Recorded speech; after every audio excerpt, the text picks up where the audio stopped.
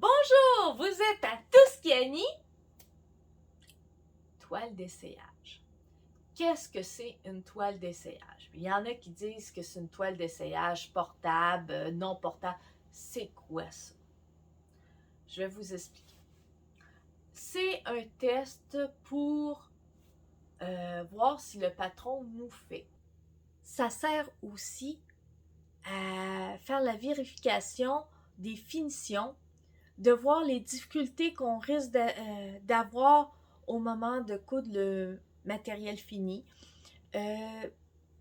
C'est très pratique. Et même tester la longueur d'une robe. Exemple, on va tester un pan, on va le mettre de la bonne longueur. Est-ce que c'est de la bonne longueur? Ou les manches, voir. Comme ça, on fait l'ajustement du patron et on a moins de chances d'avoir des gaffes ou de perte de tissu dans le tissu principal qu'on veut avoir et que le beau tissu qu'il n'y ait pas de fail. Ça fait que j'essaie d'en faire pas mal tout le temps.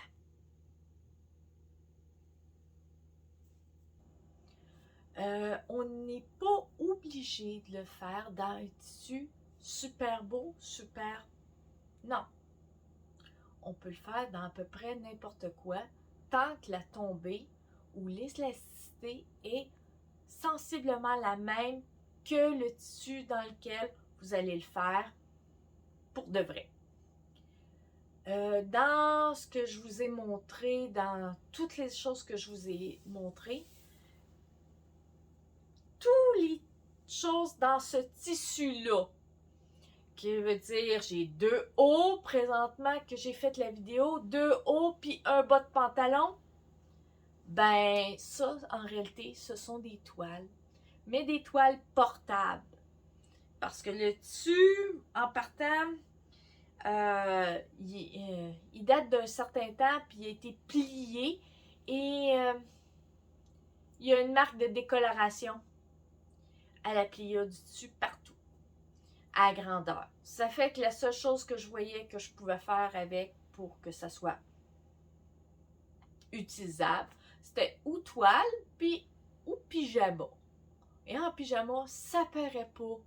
Avec un peu de clarté, sinon pas pantoute. Regarde, en pyjama, c'est génial. Bon, avant d'être mon haut de pyjama, c'était la toile pour ma robe de mariée. Et j'en ai fait 2 parce que je savais le nombre de bas de pantalon que j'étais pour faire. À date, je vous ai présenté un bas de pantalon, mais bientôt, il y en aura un deuxième qui est en cours. Et fort probable, j'aurai un petit short. Il me reste un petit bout de tissu assez pour me faire un short. Ça fait que j'aurai 3 pyjamas complets, puisqu'il y a aussi un haut de pyjama.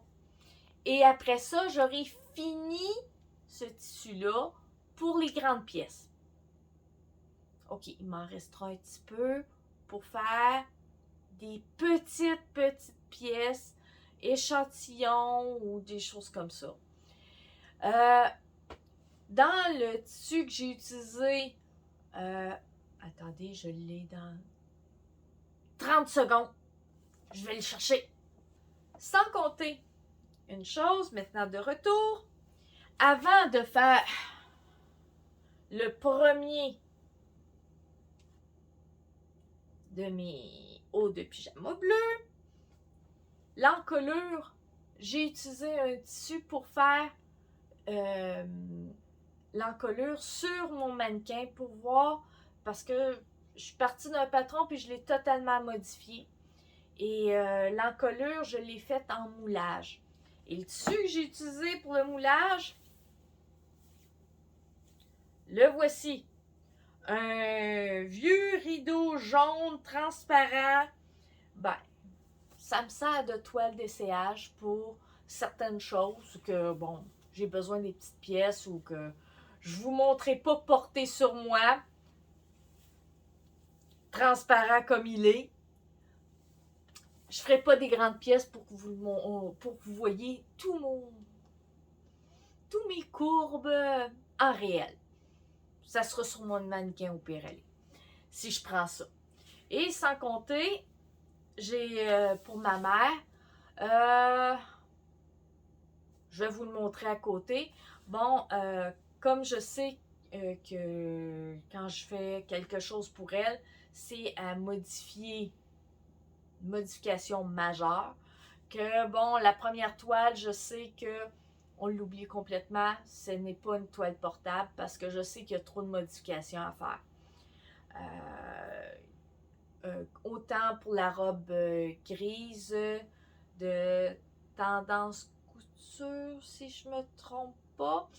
C'est certain, je marque ça puis je vous montre des photos.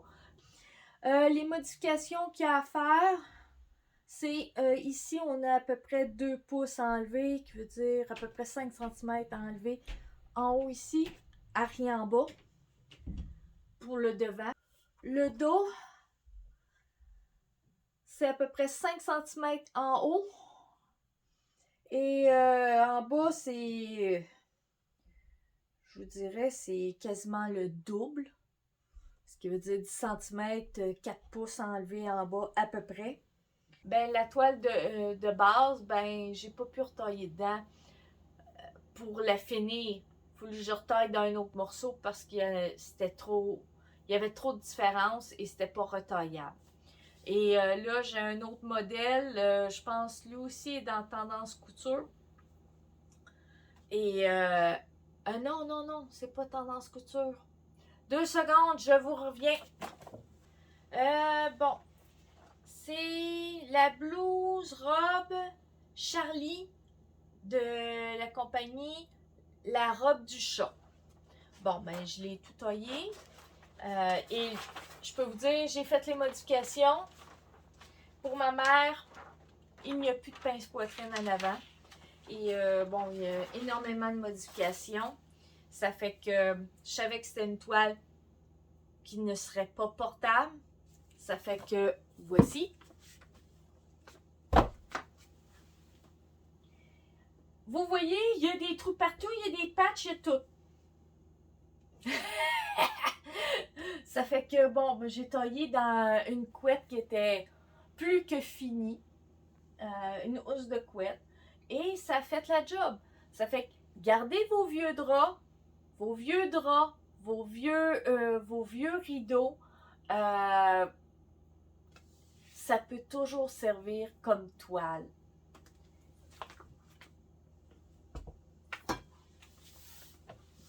Ça fait que je vous laisse avec ça. Mais avant de partir, je vous dis tout de suite, le mois de juillet, le début du mois de juillet était super bon. Jusqu'au 15, j'avais cousu tous les jours. Après ça, j'ai eu un peu de misère.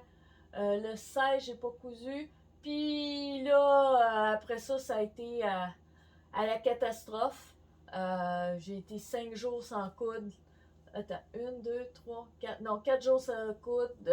Du 27 au 30. Puis le mois d'août, c'est une catastrophe. J'ai réussi à coudre à peu près 2-3 jours sur 7. Ça fait que mon but de coudre tous les jours est très difficile à atteindre, sinon pas impossible avec le travail maintenant que je fais. Bon, ben, je vous laisse.